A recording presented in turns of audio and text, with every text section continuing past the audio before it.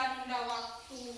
Ya, kalau anak-anakku terbiasa dengan disiplin waktu, disiplin dalam salat, insya Allah kalau mau pergi sekolah pasti akan cepat terjaga, cepat bangun, cepat pergi sekolah karena sudah terbiasa dengan disiplin waktu. Kemudian mana kalau kita paham tentang makna ibadah salat adalah patuh kepada pemimpin. Yang mana itu pemimpin? Seperti apa? Seperti apa itu pemimpin? Seperti orang tua. Iya, seperti orang tua. Apa lagi? Guru. Iya, guru. Apa lagi? Iya, dan masih banyak yang lain. Kalau Anda sudah paham tentang makna ibadah salat, maka kamu akan secara langsung memahami bahwa kita itu patuh kepada pemimpin. Seperti orang yang lagi sholat di masjid, kalau imamnya ruku pasti ruku, kalau imamnya berdiri pasti berdiri. Jadi kita harus taat, tidak boleh mendahului imam pada saat sholat. Jangan buru-buru mau selesai duluan daripada imam. Yang selanjutnya, sikap adalah rendah hati. Apa itu rendah hati? Tidak sombong. Iya, tidak sombong. Kalau rendah hati berarti tidak sombong. Tidak boleh kita sombong. Karena kita harus beribadah kepada Allah Subhanahu wa taala dengan khusyuk, dengan penuh kerendahan hati. Ya, dan kalau orang khusyuk pasti dia tidak akan memiliki perasaan yang lain pada saat dia beribadah kepada Allah Subhanahu wa taala. Dia akan merasa dirinya bahwa saya adalah makhluk yang paling rendah di hadapan Allah. Dan selanjutnya adalah hidup damai. Kalau orang sudah memahami tentang makna ibadah salat, maka dia akan damai di dalam kesehariannya. Dia akan hidup damai. Dia sering menolong temannya. Dia akan sering membantu orang lain yang dalam keadaan susah. Jadi dia bertetangga dengan temannya, bertetangga dengan orang lain, pasti akan membawa kedamaian. Ya, yang selanjutnya adalah akibat bagi orang yang melalaikan salat. Jadi kalau kita melalaikan salat, maka Allah akan murka. Dalam surah Al-Maun ayat 4 dan 5 Allah mengecam orang yang lalai terhadap salatnya. Coba anak-anakku baca surah Al-Maun di atas, sama-sama kita baca. Wawailul lil musallin alladzina hum an salatihim sahun. Iya, apa artinya?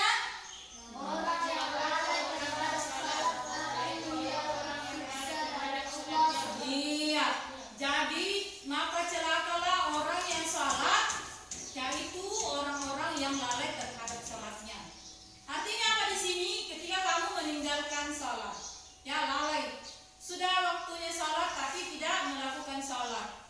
Jadi karena mungkin sibuk dengan urusan, apalagi anak-anakku banyak yang bermain, dan lupa salatnya, ya.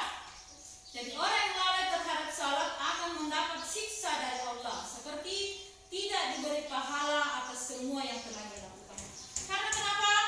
Salat adalah amalan yang pertama dihisab ketika kita sudah meninggal dunia. Selanjutnya, apabila kamu telah paham tentang makna ibadah salat, maka akan menimbulkan perilaku yang bagus. Dari perilaku yang bagus itulah kita akan terhindar dari perilaku yang tercela. Beberapa perilaku yang tercela yang dapat dihindari jika memahami makna ibadah salat. Yang pertama adalah suka mengungkit-ungkit pemberian. Ya, jadi anak-anakku di sini kalau pernah memberi sesuatu kepada orang lain, tidak boleh lagi diungkap sama temannya. Ya, karena kenapa? Nanti itu tidak ada pahalanya. Ya, akan melakukan perbuatan yang tercela seperti mengungkit-ungkit pemberian. Yang kedua, suka meremehkan teman. Nah, selanjutnya dia suka berbohong. Jadi kalau orang yang salat itu pasti tidak akan melakukan kebohongan. Yang sudah paham tentang makna ibadah salat tidak akan berbohong. Anak-anak, sampai di sini ada pertanyaan? Iya, coba silakan. Mengapa banyak orang Islam di sekitar kita tidak melaksanakan salat? Iya. Kenapa banyak orang Islam di sekitar kita yang tidak mau melaksanakan salat? Kenapa demikian? Karena dalam hatinya belum mengetahui bahwa salat itu adalah paling utama dan amalan yang pertama dihisab oleh Allah Subhanahu wa taala. Kalau amalan salatnya bagus, maka insya Allah amalan-amalan yang lain akan bagus. Begitupun kalau amalan salatnya tidak bagus, maka amalan yang lain tidak akan diperiksa. Ya, jadi anak-anakku harus tahu itu. Makanya kita harus melakukan salat karena itu adalah kewajiban, merupakan rukun Islam. Setelah persaksian bahwa Allah itu adalah Tuhan kita dan Muhammad adalah Rasulnya, yang kedua adalah mendirikan salat. Dan untuk kalian lebih paham lagi apa akibat kalau misalnya kita tidak mau melakukan salat, ibu akan putarkan video.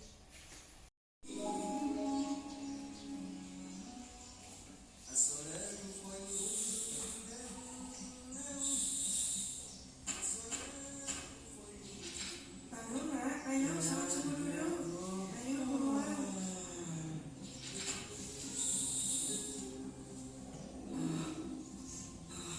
aku haus sekali. Aku lapar sekali. Rasakan, itu adalah balasan untuk orang yang suka mengadakan sholat. Siapa kalian? Kita adalah penjaga hatimu. Siapapun kalian, tolong berikan aku semua makanan dan minuman yang ada. Aku lapar sekali. Aku haus sekali. Percuma, rasa haus dan laparmu tidak akan terobati sekalipun kamu habiskan semua makanan dan minuman yang ada di dunia ini. Benarkah? Semoga tidak ada lagi azab kubur yang lainnya. Kamu salah. Ini hanyalah permulaan saja. Maksudnya, ya, kamu sekarang merasa terhina, kelaparan, dan kehausan adalah siksaan awal menuju alam kubur. Apakah artinya azab kubur baru akan segera dimulai? Betul. Tidak.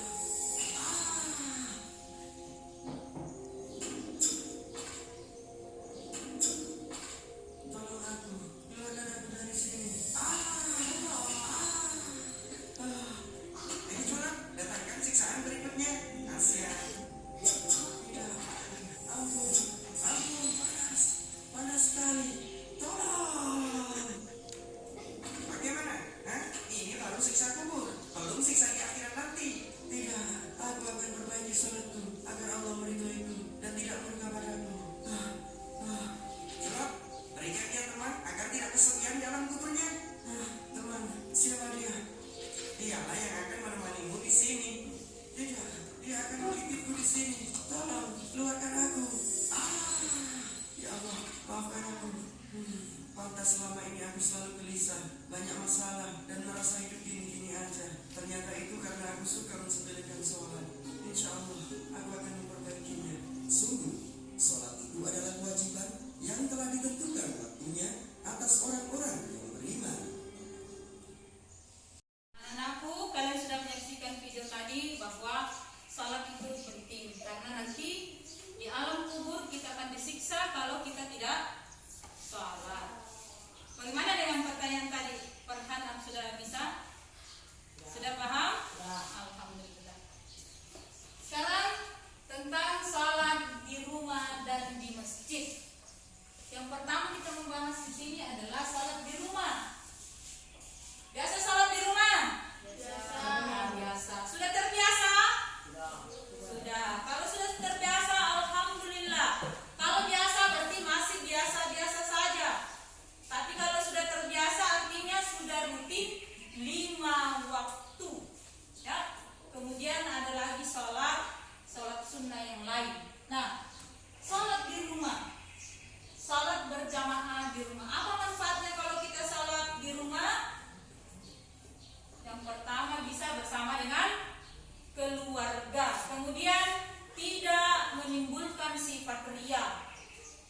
Sifat ria itu artinya pamer, ya.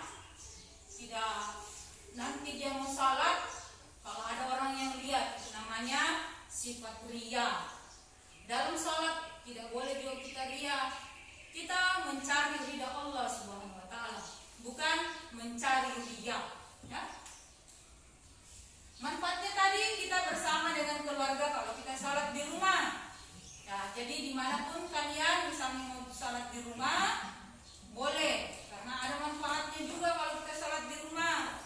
Apalagi pada saat misalkan hujan tidak sempat ke masjid, boleh salat di rumah. Kemudian yang kedua, salat di masjid, ya. Salat di masjid itu lebih utama. Di beberapa keutamaan salat di masjid, yang pertama adalah dengan salat berjamaah di masjid, syiar agama Islam akan terlihat. Sama kita ini di lingkungan yang minoritas muslim, kita hanya sedikit yang beragama muslim. Mari kita ramaikan masjid dengan cara salat berjamaah. Apa manfaat dari salat berjamaah di masjid? Salat berjamaah di masjid pahalanya 27 kali lipat. Nah, kamu salat 1 kali di rumah, kalau di masjid pahalanya 27 kali lipat. Kalau kamu di rumah hanya 1 pahalanya. Kalau kita di masjid 27 kali lipat. Nah, coba yang mana kamu lebih suka? 27 apa 1? 27. Jadi mulai sekarang anak-anakku harus meramaikan masjid, ya. Kalian sudah paham tentang keutamaan, maknanya sekarang harus kalian ramaikan masjid. Salat di masjid itu lebih utama dibandingkan salat di rumah. Tapi kecuali kalau misalnya kamu lagi berhalangan karena kondisi, ya boleh salat di rumah. Coba berdiri dulu, berdiri. Kita akan adakan permainannya. Berdiri dulu ya, supaya bergerak. Berdiri ya. Jadi saya akan membuat permainan. Jadi terdiri dari kata Islam, ya. Islam. Sudah dengar? Sudah? Nah, jadi ketika ibu nanti bilang I, jadi kamu sebut apa itu I yang berhubungan dengan agama Islam. Bisa? Sudah bisa? Iya, silakan menandakan duduk kembali. Duduk kembali. Sudah siap kita mulai? Sudah. Jadi yang tidak tahu nanti silakan menyanyi. Ya. Kita mulai dari huruf I. Iman. S. L. Naik menyanyi dulu, naik menyanyi.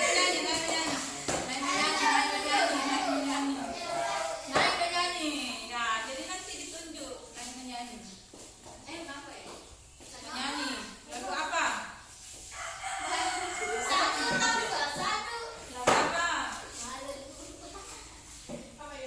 Lagu apa? Lagu sembarang.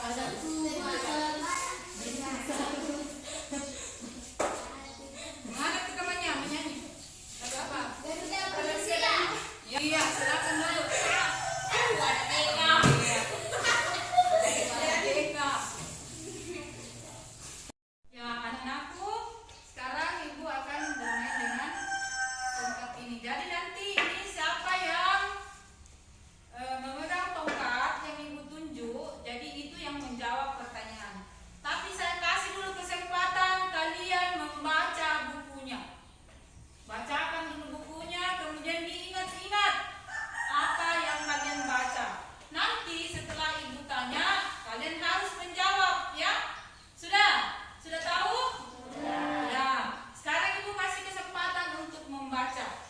Baca materi yang telah kita uraikan tadi. Kamu nanti akan diberi pertanyaan. Oke, silakan kalian baca.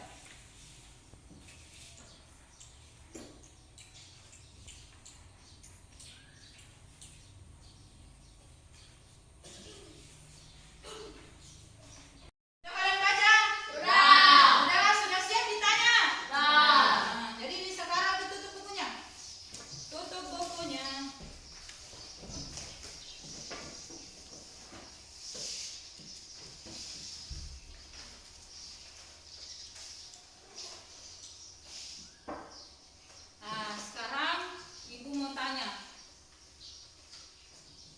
Sebutkan contoh perilaku tentang pemahaman ibadah salat. Ya, perilaku yang mencerminkan pemahaman ibadah salat. Apa? Suka mengirimkan salam dan mendoakan teman. Iya, suka mengirimkan salam dan mendoakan teman.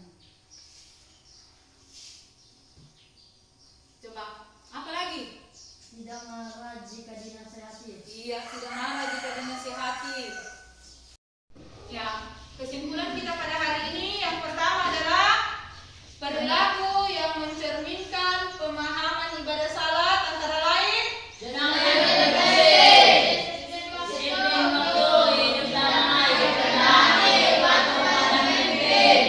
perilaku yang tercela dapat dihindari jika kita memahami makna ibadah salat.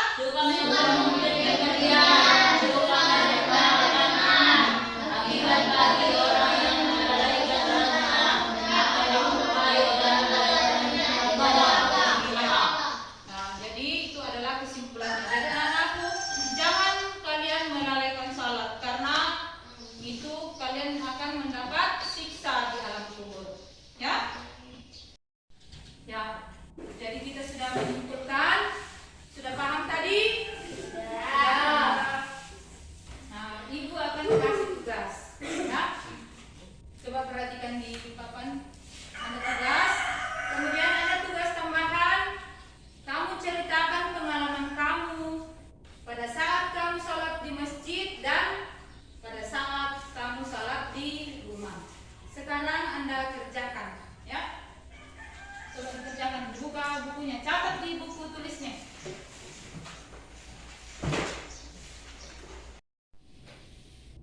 Nah, coba. Sudah ada yang selesai? Sudah? Sudah. Ya, sekarang kalian kumpul buku tulisnya. Buku tulisnya dikumpul sini.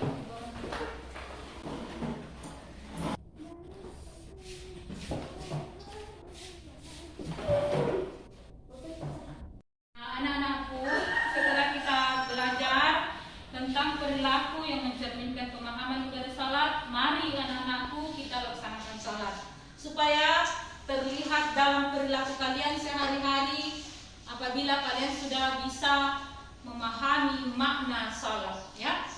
Nah, untuk pembelajaran kita pada hari ini berhenti sampai di sini dan insya Allah pembelajaran kita selanjutnya adalah mengenai kisah keteladanan Wali Songo. Dan ibu tutup dengan ucapan Alhamdulillahirabbil alamin. Kepada yang ditunjuk untuk membacakan doa, silakan Pak Nopal. Untuk temannya berdoa. Ayo teman-teman, sebelum kita pulang, marilah kita berdoa. Berdoa dimulai. Bismillahirrahmanirrahim.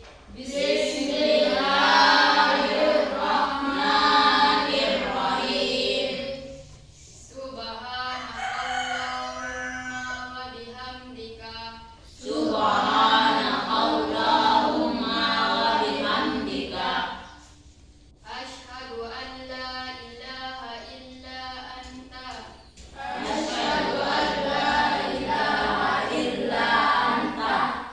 Astaghfiruka. Wa atubu ilaik. Amin. Ya, ibu akhiri dengan